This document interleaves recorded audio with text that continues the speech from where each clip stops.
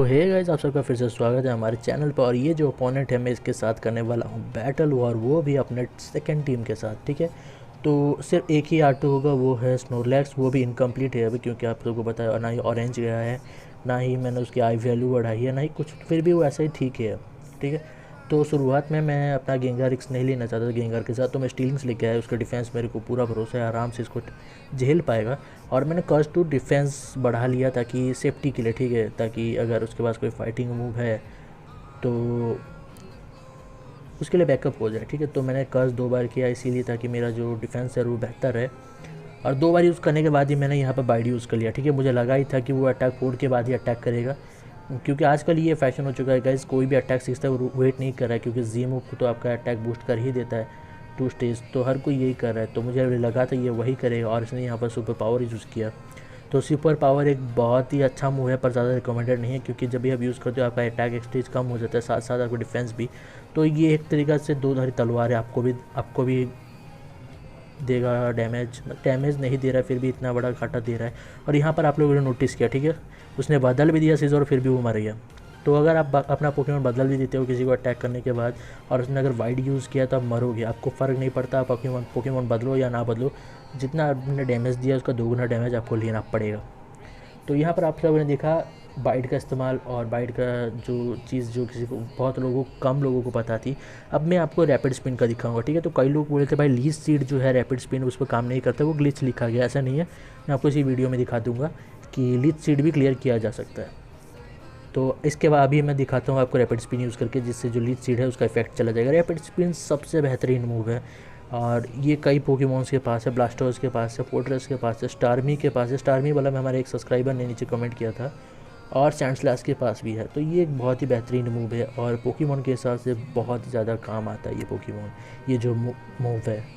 उसके बाद गारचॉम्प, तो ये एक लौता मेरे को पोकेमॉन लगा जो शायद ख़त्म कर सकता था, पर स्टीलिंग्स है मेरे पास। स्टील टाइप के 3 पोकेमॉन हैं, और एक टरानाटोर भी है, तो ज़्यादा डरने की बात थी नहीं। और मैं स्नोरलैक्स अपना जो सलगैलो लेके आया, पर ये डिफेंस पता नहीं शायद उसका कम है या फिर मेरे सलगैलियो का हाई है, क्योंकि ये अभी R2 भी नहीं है, और इतना ज़्यादा डैमेज एक जानता हूँ सुपर इफेक्टिव मूव है, पर फिर भी इतना ज़्यादा डैमेज नहीं देना चाहिए। आपको अपना डिफेंस थोड़ा बढ़ा के रखना चाहिए, ताकि कोई अगर ओपोनेंट ज़्यादा मिले तो आप उसको एटलीस्ट झेल पाओ। पर गार्चॉम्प बुआई के साथ यही उसका सबसे बड़ा डिसएडवांटेज है। पहले तो उसके बहुत सारे वीकनेस है, और जो वीकनेसेस हैं वो बहुत ही कॉमन और सारे पोकेमॉन्स आपके ओपोनेंट्स के पास होते हैं, तो ये बहुत ही ज़्यादा कॉमन है।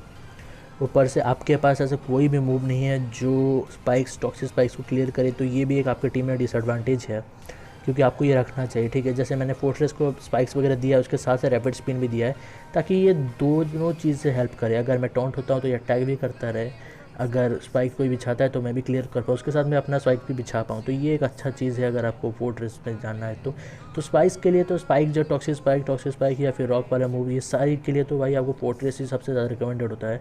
पर अगर अगर आप लो डार्क सूट हो तो आपको क्लस्टर ज़्यादा एडवाइस दिया जाता है। क्लस्टर R2 एक बहुत ही बेहतरीन पोकेमॉन है। वैसा पोकेमॉन आपको अगर हार्ड सूट में अगर आपके पास स्पेशल अटैक अच्छा है, आपके पास स्पीड अच्छा है, तो क्लस्टर R2 बना लो।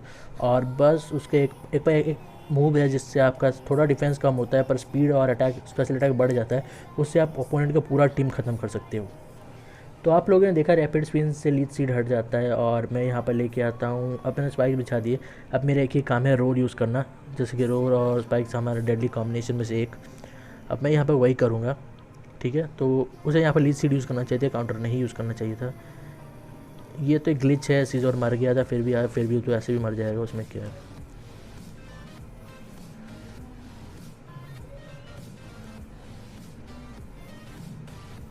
अब आया स्वॉम्फर्ड, तो ये पोकेमॉन थोड़ा ऐसा है जिसे आप लोग को डरना चाहिए। एक फिशर स्लैश और काम तमाम। तो यहाँ पर मैं लेके आता हूँ,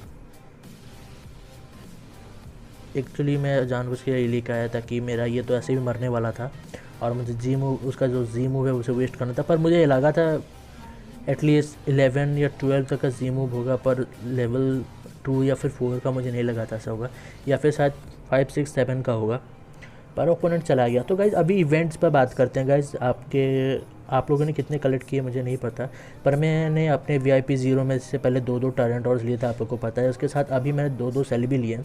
एक्चुअली मैं ये और एक टरानटोर लेने वाला था, पर उन लोगों ने ग्लिच को ठीक कर दिया, जिससे मेरा थोड़ा घाटा हो गया। कोई नहीं, हम लोग सेलिबी ले लेते हैं। ऐसे तो मैं लेना चाहता नहीं था क्योंकि मुझे ज़्यादा ज़रूरत नहीं थी, पर ये फाइटर्स में है तो थोड़ा सा ले लेते हैं, क्योंकि जब तक भाई म्यू नहीं आता तब तक इसका कोई काम नहीं है। अगर म्यू दिया जाता है हमें इवेंट में, तब वो बहुत ही अच्छा रहेगा। अब ये घटिया पोकेमॉन दिया गया हमें, हमारा जो टरानटोर था उसकी जगह हमें वो वापस चाहिए। पागल हो गया ये पोकेमॉन, इसको निकालो इधर से। तो ये मेरे को बहुत ही अजीब लगता है ये पोकेमॉन। तो हम लोग आए हमरा सेलिबी लेने, तो ये ले लेते हैं। ये एलिगेंट माइलोटिक भी बहुत अच्छा रहता है अगर मैं इसे मेगा कर पाता, या फिर मैं लॉय म्यूटी भी कर सकता हूँ। म्यूटो जैसे कर दूँ तो मेरा एक डबल एस आर मेगा एविकन 3 हो जाएगा, जिससे मैं एक जी रिम तो एटलीस्ट ले ही पाऊँगा। तो चलो सेलिबी ले लेते हैं तो। और फिर मैं इससे अब मेगा करने के लिए बस मुझे एक और सेलिबी चाहिए। और सबसे दुखद बात यह है कि गाइस सेलिबी जो स्टोर में नहीं है, तो ये आपको सिर्फ इवेंट से मिल सकता है या फिर बाय करने पे मिल सकता है, या फिर अगर भूले भटके कहीं आपको कैप्सूल स्टेशन से मिल गया। तो कैप्सूल स्टेशन से ऐसे पोकेमॉन निकलना तो मैंने आज तक देखा ही नहीं किसी को ऐसे पोकेमॉन निकलते हुए।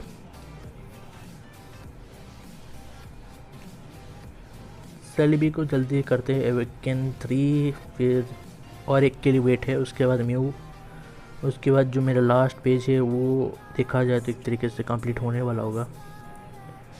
तो गाइस सबसे ज़्यादा हमारा जो इवेंट आइटम मेरे को राइकू के कार्ड से मिले, सबसे ज़्यादा राइकू, गेंगर और एज़ यूजुअल गाड़ीवार के कार्ड से मिले। सबसे ज़्यादा मेरे को इन तीनों से मिले, ठीक है।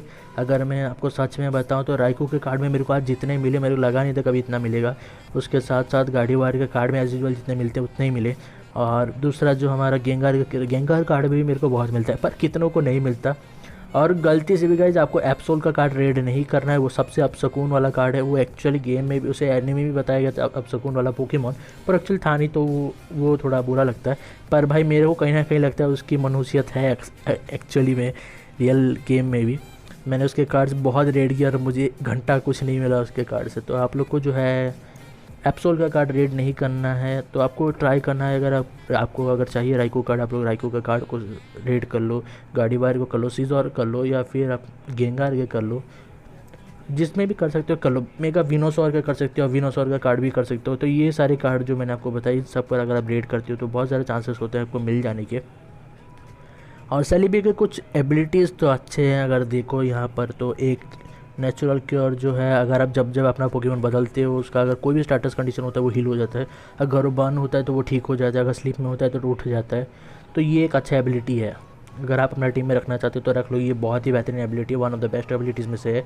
आपको अगर डार्क बॉट डालता है, आपको उस बदल देना है और फिर से उठ जाएगा आपके सेलिबी। तो ये एक बहुत ही अच्छा मूव है और ये मेरे को बहुत ज़्यादा पसंद। अगर किसी भी हार्ड सूट के पास ऐसा होता तो मैं ज़रूर देता।